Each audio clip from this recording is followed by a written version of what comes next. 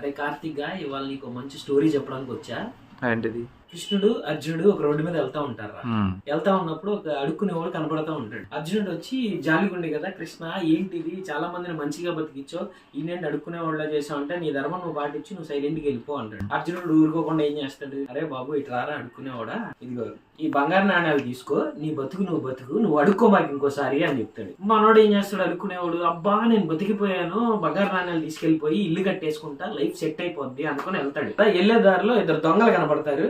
వీటి దగ్గర నాణ్యాలు చూసి అన్ని చిత కొట్టేసి నాణ్యాలు తీసుకుని పారిపోతారు. అయ్యో మన దగ్గర ఉన్న గోల్డ్ కాయిన్లు పోయినాయి, ఇంకేం చేయాలో తెలియదు, మన బతుకు రోడ్డు మీదకి వచ్చేసింది అని చెప్పి మళ్ళీ అడుక్కోవడం స్టార్ట్ చేస్తాడు. ఈ లోపు కృష్ణుడు అర్జునుడు అదే దారిలో మళ్ళీ వెళ్తా ఉంటారు. అర్జునుడు మళ్ళీ, అరే బాబు ముష్టి ముత్యం, నీకు ఆల్రెడీ గోల్డ్ ఇచ్చాను కదా, మళ్ళీ అడుక్కుంటున్నావేంటి, ఏం చేయాలి స్వామి, నా దగ్గర ఉన్న గోల్డ్ కాయిన్స్ మొత్తం దొంగలు దోచేశారు, నా బతుకు మళ్ళీ ఫస్ట్ కి వచ్చేసింది, నేను ఏం చేయాలో అర్థం కావట్లేదు అంటే, ఆ సరే అయితే కృష్ణ ఏం చేద్దాం అంటాడు. నీ పని నువ్వు చూసుకో, నీ ధర్మాన్ని నువ్వు పాటించు అంటాడు కృష్ణుడు. అర్జునుడు ఊడుకున్నాడా, మళ్ళీ జాలిపడి సరే పోతే పోయింది, ఇదిగో ఒక డైమండ్ ఇస్తాను, ఇది తీసుకొని నీ లైఫ్ సెట్ చేసుకో అన్నాడు. అడుక్కునేవాడు ఏం చేస్తాడు, అమ్మ గోల్డ్ పోతే పోయింది, నాకు డైమండ్ దొరికింది, ఇది అమ్ముకుంటా బంగ్లా కడతా, నా లైఫ్ సెట్ అని చెప్పి డైరెక్ట్ గా ఇంటికి వెళ్ళిపోయి ఆ వజ్రాన్ని వాళ్ళ ఇంట్లో ఒక కొండలో దాస్తాడనమాట. ఆ కొండ పొద్దున్నే లగవంగానే ఆ ఆవిడ కొండను తీసుకెళ్లి మంచినీళ్ళు తోడటానికి నదిలో ముంచింది. కొండ నీళ్ళలో ఇలా ముంచంగానే ఏమైందంటే ఆ వజ్రం పోయింది. పొద్దున్నే లగవంగానే మన అడుక్కునేవాడికి షాక్,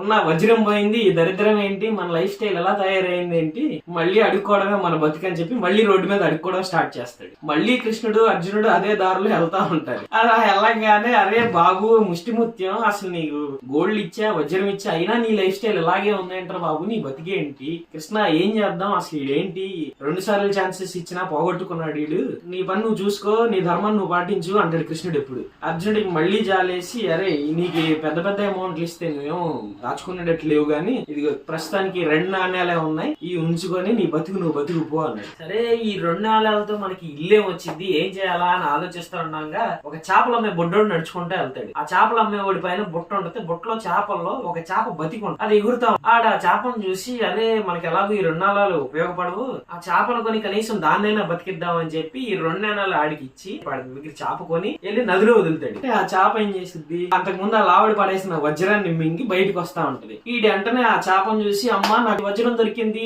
నేను సాధించాను అని అరుస్తా ఉంటాడు. ఇలా వడ్డిగా వెళ్తున్న దొంగలు ఈయన చూసి గట్టి గట్టిగా అరుస్తున్నాడు.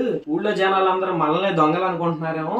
ఈ దగ్గరికి వచ్చేసి, అరే బాబు అరవమాకు, నీ బంగారమే కదా, నీ బంగారం నీకు ఇచ్చేస్తున్నా, జనాలు కొట్టేస్తారు మమ్మల్ని అని ఆ డబ్బులు అడిగి ఇచ్చేసి దొంగలు పారిపోతారు. ఈ గోల్డ్ వజ్రం తీసుకొని ఇంటికి వెళ్ళి హ్యాపీగా వెళ్దామని ఆలోచిస్తూ ఉండగా ఈ లోపు కృష్ణుడును అర్జునుడు మెల్లగా అదే దారిలో వస్తా ఉంటారు. అర్జునుడు కృష్ణుని అడుగుతాడు, ఏంటి కృష్ణ ఇంత అద్భుతం చేసావు, నాకేమో అర్థం కాల, ఫస్ట్ ఏమో వాడిని పట్టించుకోకుండా వదిలేసావు, ఇప్పుడేమో గాల్లో లేపు నుంచో పెట్టావు, ఈ మాయ ఏంటో నాకు అర్థం కాలే అని అడుగుతాడు. పార్థ నువ్వేం చేసావంటే, నువ్వు దానం ఇచ్చావు, నీ ధర్మం ప్రకారం నువ్వు చేసావు, వాడేం చేశాడంటే వాడి గురించి వాడు ఆలోచించుకున్నాడు కాబట్టి ఫస్ట్ 2 సార్లు లాస్ అయ్యాడు. ఇప్పుడు వాడు ఏం ఆలోచించాడు, వాడి దగ్గర డబ్బులు లేనప్పుడు కనీసం నేను ఎలాగూ చేయలేను, అదేనా బతికిద్ది అని చెప్పి దాన్ని బతికించడానికి ప్రయత్నించాడు. వాడు ఇంకొకటి కోసం ఉపయోగపడి ఏదైనా సహాయం చేద్దాం అనే ఆలోచన వచ్చినప్పుడు వాడికి సహాయం జరిగింది. అంటే దీని మోరల్ ఆఫ్ ది స్టోరీ ఏంటంటే, for every action there is an equal and opposite reaction. ఇది ఇంగ్లీష్ లో చెప్పా, భగవద్గీతలో ఒక సామెత కూడా ఉంది. ఇంకొక మోరల్ ఏంటంటే, నువ్వు ఒక్కడే బతికేయడం కాకుండా పక్కని బతికిస్తే నీకు కూడా ఏదో ఒకటి జరిగింది, ఎవడో ఒకటి నిన్ను ఏదో రోజు బతికిస్తాడు. ఇదిరా స్టోరీ ఇవాళకి.